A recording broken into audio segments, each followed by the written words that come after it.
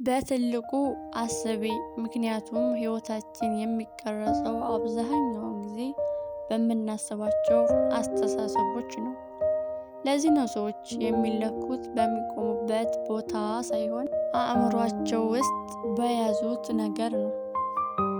ህይወት ትርጉም የሚኖራት ሁልጊዜ ንቁና ጠንካራ ስንሆን ብቻ ነው። ስኬት የሚመጣው ግቦቻችንን ስናስቀምጥና እነሱ ጋር ለመድረስ የሚያስፈልጉትን ተከታታይ መስዋዕትነት ስንከፍል ብቻ ነው።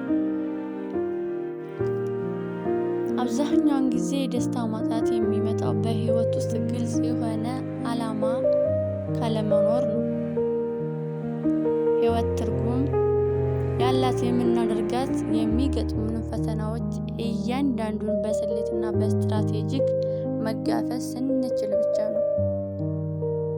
ቪዲዮ ከተመቻችሁ ላይክ፣ ሼር በማድረግ ለወዳጆቻችሁ ለጓደኞቻችሁ ማጋራት ትችላላችሁ። ቪዲዮ ላይክ፣ ሰብስክራይብ አድርጉ።